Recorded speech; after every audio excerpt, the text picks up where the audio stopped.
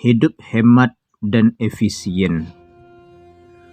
Menurut ajaran Islam, hemat adalah sesuatu yang diwujudkan dengan perbuatan atau sikap berhati-hati dalam menggunakan sebagian harta untuk ditabung. Hemat bukan berarti kita pelit, ya. Hemat bukan berarti kita bakhil. Islam mengajarkan agar kita hidup hemat, artinya tidak berlebih-lebihan dan tidak pula bakhil. Seorang mukmin dalam kehidupan sehari-harinya dia tidak boros dan tidak pula kikir, ya, dalam menggunakan hartanya. Apabila seseorang mukmin ya menjadi kaya, ia harus mampu menggunakan harta yang dimilikinya untuk kepentingan dirinya, ya, dan membantu kepentingan orang lain. Ya. Pola hidup sederhana adalah hidup secara wajar, tidak berlebih-lebihan. Ya. Artinya penyesuaian gaya hidup dengan kemampuan dan keadaan lingkungan. Jadi hemat itu, ya, mampu kita menggunakan harta yang kita miliki, mampu kita membelanjakannya sesuai dengan apa yang kita butuhkan. Nah, ya, berbeda dengan sesuai dengan apa yang kita inginkan. Kalau sesuai dengan yang kita inginkan, maka itu tidak akan pernah, ya, tidak akan pernah merasa puas. Ya. Kenapa kita disuruh untuk berhemat? Ya, karena kita tidak tahu yang akan terjadi setelah hari ini, apa yang akan terjadi nanti atau besok itu kita tidak akan tahu. Makanya kita ya disuruh untuk selalu hidup hemat. Nah, hidup hemat itu artinya bukan pula kita harus menzalimi diri kita, ya. Artinya udah waktunya kita untuk makan, tapi karena kita hemat dengan uang misalnya, ya kita tahan makan kita. Itu namanya zalim. Udah sewaktunya pakaian kita ganti, ya, karena udah banyak yang robek, ya rusak, tapi kita karena hematnya kita biarkan saja, ya, tidak kita ganti-ganti. Itu namanya zalim, bukan hemat, ya. Nah, bagaimana kalau kita boros, ya, atau terlalu banyak menghambur-hamburkan harta? Apa akibat yang kita dapatkan?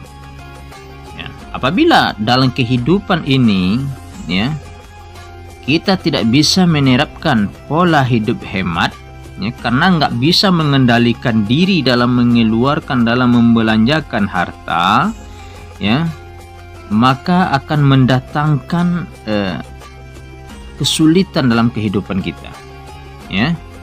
Di antara akibat menghambur-hamburkan harta atau boros dalam kehidupan ini, ya, pertama itu banyak menanggung hutang yang berkepanjangan, ya.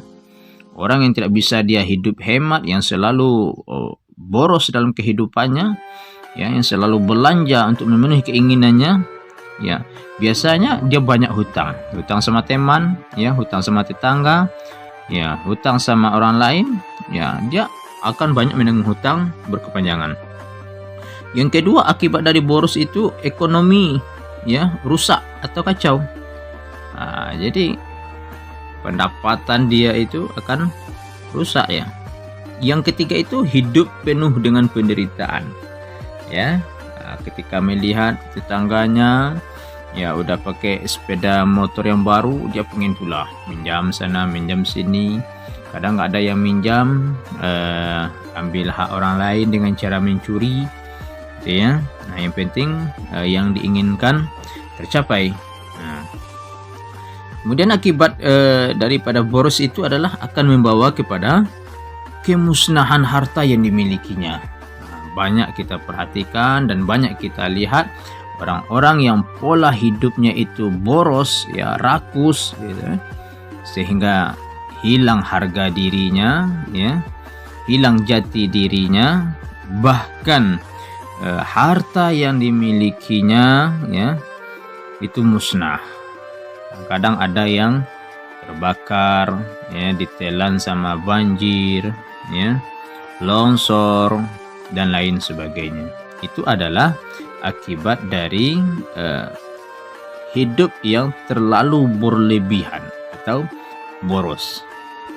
Nah, bagaimana caranya agar hidup kita ini, ya, dalam kehidupan bisa kita hidup hemat? Nah, bagi seseorang yang menginginkan hidupnya bahagia, terhindar dari kekurangan, maka perbuatan hemat, ya, itu berperan sebagai salah satu cara yang dapat membawa kepada kehidupan yang lebih baik. Nah, apa usaha yang bisa dilakukan supaya hidup hemat itu bisa kita realisasikan dalam kehidupan? Pertama, ya, memenuhi kebutuhan sehari-hari itu secara wajar, ya. Apa yang kita butuhkan, ya, itu yang kita penuhi, ya. Misalkan kita butuh sendal untuk berjalan, ya, beli sendal itu sesuai dengan kebutuhan. Begitu juga ketika kita butuh pakaian, ya, apapun pakaiannya, ya, belilah sesuai dengan kebutuhan, jangan berlebih-lebihan. Nah, yang kedua, usaha supaya bisa hidup hemat itu adalah menyisihkan sebagian penghasilan untuk ditabung. Jadi ketika kita sudah bekerja lalu kita mendapatkan hasil dari pekerjaan kita, apakah itu berupa upah, berupa gaji, ya, jangan habiskan semuanya, tapi sisihkan, ya, sisihkan sebahagian atau ditabung. Ya, mana tahu nanti, ya, satu saat kita akan membutuhkan biaya. Mungkin kita yang sakit atau keluarga kita yang sakit, karena kita punya tabungan, nah, itu bisa membantu ketika kita membutuhkannya. Yang ketiga, ya, itu meningkatkan dan meratakan penghasilan yang dapat mendatangkan kesejahteraan, ya, dan kebahagiaan, baik itu untuk pribadi, untuk keluarga, dan untuk masyarakat, ya, sehingga terjadi keseimbangan pendapatan, ya. Nah, kemudian usaha agar bisa hidup hemat, ya, mengurangi atau membatasi masuknya barang-barang mewah, ya, dari misalkannya produk-produk luar negeri, gitu, ya. Tujuannya itu adalah, ya, supaya masyarakat itu tidak terlalu pamer dalam kehidupannya. Kadang-kadang kan ketika kita melihat ada merek, ya, barang-barang impor, ya, barang-barang yang bagus, yang mewah, padahal kita tidak begitu membutuhkannya. Nah, maka kurangi, batasi, ya. Nah, kemudian usaha agar bisa hidup hemat, ya, mari sama-sama kita tanamkan, ya, atau kita kembangkan semangat kesetiakawanan, ya. Ya, kesetiakawanan artinya ada rasa senasib seperjuangan, ya. Nah, kalau orang bilang senasib seperjuangan, ya, sepenanggungan dengan orang lain. Nah, kalau kita sudah terapkan hal yang seperti itu, artinya kita merasa bahwasanya sesama kita itu sama di hadapan Allah, ya. Nah, sehingga akan terhindar ya yang namanya si kaya dengan si miskin, ya, karena pada hakikatnya kita ini adalah sama. Nah, maka ketika kita diberikan suatu kelebihan, baik itu berupa harta atau uang, maka di saat itulah kita memandang kepada saudara kita yang memiliki kekurangan, ya, dari segi ekonomi, ya, dari segi ekonominya, maka di saat itulah kita bisa mengendalikan diri kita untuk tidak berlebih-lebihan dalam kehidupan ini. Nah, di dalam Al-Quran surat Al-A'raf ayat 31, ya, di dalam ayat tersebut Allah berfirman, A'udzu billahi minasyaitonir rajim. Bismillahirrahmanirrahim. Ya bani Adam, khuzu zinatakum inda kulli masjidin wa kulu washrabu wa la tusrifu innahu la yuhibbul musrifin. Hai anak Adam, pakailah pakaianmu yang indah di setiap memasuki masjid. Makan dan minumlah, wala tusrifu, dan janganlah berlebih-lebihan. Sesungguhnya Allah tidak menyukai orang-orang yang berlebih-lebihan. Dalam ayat ini, ya, ditujukan kepada setiap orang yang hendak pergi ke masjid, ya, supaya dia memakai pakaian yang indah, ya. Pakaian yang indah adalah pakaian yang bisa menutup auratnya, pakaian yang rapi, ya. Jadi ketika kita pergi ke masjid, kita pergi melaksanakan sholat, beribadah, ya, maka hendaklah kita pakai pakaian yang bagus, pakaian yang indah. Artinya, ya, khususkanlah pakaian ketika kita hendak ke masjid, ya, dengan pakaian ketika kita hendak pergi bermain atau pergi ke pasar. Nah, ya. Wa kulu washrabu wa la tusrifu. Nah, makanlah, minumlah, dan jangan berlebih-lebihan. Artinya, ya, makna dari berlebih-lebihan, ya, israf itu yang tidak diperbolehkan itu adalah berlebih-lebihan dalam berbelanja, ya. Kalau kita berbelanja, ya, berbelanjalah sesuai dengan apa yang kita butuhkan. Kemudian berlebih-lebihan dalam berlaku kikir, sangat kikir, tidak pula boleh, ya. Terlalu kikir pula kita, ya, berlebihan pula kikir kita, bakhil kita, itu juga tidak boleh. Islam mengajarkan kepada kita untuk hidup itu sederhana, ya. Kalau makan, makanlah, ya, tapi jangan sampai berlebihan. Coba kita perhatikan, ketika kita makan itu berlebihan, pasti akan mendatangkan efek yang tidak baik terhadap diri kita. Misalkan ketika makan terlalu berlebihan kita, ya, pertama bisa mendatangkan sakit perut, ya. Yang kedua, malas, ya, malas untuk kerja, malas untuk ibadah, ya, malas untuk hal-hal yang lainnya, ya.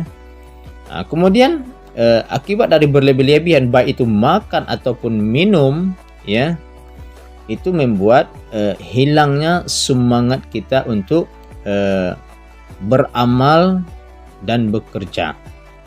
Maka hiduplah sederhana, ya, jangan berlebih-lebihan. Innallaha la innahu la yuhibbul musrifin. Allah tidak menyukai orang-orang yang berlebihan. Nah, di dalam surat Al-Furqan ayat 67 ditegaskan oleh Allah, walladzina idza anfaqu lam yusrifu wa lam yaqturu wa kana baina zalika qawama. Orang-orang yang apabila membelanjakan harta, ya, mereka tidak berlebihan dan tidak pula kikir. Dan adalah pembelanjaan itu di tengah-tengah antara yang demikian itu. Nah, jadi kalau kita berbelanja, ya, tidak terlalu berlebihan dan tidak pula terlalu kikir. Dalam ayat ini, ya, mengisyaratkan bahwa seorang hamba Allah itu, ya, dia memiliki harta sehingga mereka itu mampu untuk menafkahkan sebagian dari harta yang dimilikinya, ya, dan dari harta itu dia bisa mencukupi kebutuhan hidupnya. Nah, bagi seorang muslim, ya, banyak sekali tuntunan yang bisa kita peroleh dari ajaran Islam ini tentang kesederhanaan dalam hidup. Ya. Rasulullah Shallallahu Alaihi Wasallam sebagai tauladan dan panutan kita, beliau telah banyak meninggalkan contoh-contoh dalam kesederhanaan. Ya, baik dalam bertutur kata maupun dalam perbuatan. Ya, beliau dalam berbicara itu senantiasa menggunakan kata-kata yang sederhana. Nah, di dalam berkata-kata pun kita juga tidak boleh berlebih-lebihan. Ya, berkata-kata yang sederhana. Nah, Rasulullah kadang-kadang beliau diam, tidak berbicara, kecuali hal-hal yang sangat bermanfaat atau berguna. Ya, makanya di dalam hadis beliau itu dikatakan, ya, siapa yang beriman kepada Allah dan hari akhir, ya, hendaklah dia berkata dengan baik atau diam. Man kana yu'minu billahi wal yaumil akhir falyakul khairan aw liyasmut. Siapa yang beriman kepada Allah dan hari akhir, hendaklah dia berkata dengan baik atau diam saja. Nah, dalam berkata pun juga diatur dalam Islam. Tidak boleh berlebih-lebihan, tapi sederhana. Nah, kadang-kadang karena saking semangatnya kita berbicara dengan kawan, ya, dengan teman-teman kita, nah, yang sejengkal bisa jadi sehasta. Artinya menyampaikan atau membicarakan sesuatu, ya, yang mengandung dusta misalkannya, ya, atau kebohongan, nah, atau mengada-ada. Maka di dalam berbicara pun kita diajarkan untuk berbicara yang sederhana, berbicara sesuatu yang bermanfaat. Nah, banyak contoh-contoh yang telah diberikan oleh Rasulullah SAW, ya, dalam menerapkan kehidupan yang sederhana. Nah, kenapa kita dilarang hidup itu mubazir, ya, atau hidup boros? Itu di dalam Al-Quran, ya, ditegaskan oleh Allah Subhanahu wa taala. Bismillahirrahmanirrahim. Wa atizal qurba haqqahu. Dan berikanlah kepada keluarga-keluarga yang dekat akan haknya. Wal miskina wa banas sabili wa la tubadzir tabadzira. Kepada orang miskin, orang yang dalam perjalanan, ya, dan janganlah kamu menghambur-hamburkan hartamu secara boros. Di dalam ayat ini ditegaskan, ya, ketika kita memiliki harta yang berlebih, ya, maka jangan kita suka berfoya-foya dalam kehidupan, karena masih ada orang yang lebih membutuhkan di samping kita. Apakah itu saudara kita, tetangga kita, sahabat kita? Maka daripada itu, ya, daripada harta itu kita belanjakan secara mubazir, maka perhatikanlah orang-orang yang ada di sekitar kita. Apakah orang miskin, ya, anak yatim, orang yang dalam perjalanan, gitu ya. Wala tubazir tabzira. Daripada harta itu kita hambur-hamburkan, kita berfoya-foya, lebih baik itu kita sedekahkan dan kita infakkan. Kenapa demikian? Innal mubazzirina kanu ikhwanas syayatin. Sesungguhnya pemboros itu, ya, orang-orang yang mubazir itu, ya, adalah saudara syaitan, ya. Wa kana syaitanu li rabbih kafura. Dan syaitan itu adalah sangat ingkar kepada Allah. Orang yang mubazir, yang suka menghambur-hamburkan hartanya, yang suka hidupnya berfoya-foya, yang suka berbelanja untuk memenuhi keinginannya, ya, itu adalah saudaranya syaitan. Maka dari itu, mari kita hidup sederhana, hidup hemat dan efisien. Hidup hemat bukan berarti kita bakhil, ya. Hidup hemat merupakan sikap berhati-hati dalam menggunakan atau mengeluarkan uang, tenaga, pikiran, atau waktu dalam mewujudkan cita-cita. Dengan menerapkan pola hidup hemat dan efisien akan mewujudkan ketenangan dan kedamaian dalam kehidupan ini. Sebaliknya, ya, sifat kikir, ya, atau mubazir akan mendatangkan kerugian dan kerusakan di dalam kehidupan ini. Fastabiqul khairat. Assalamualaikum warahmatullahi wabarakatuh.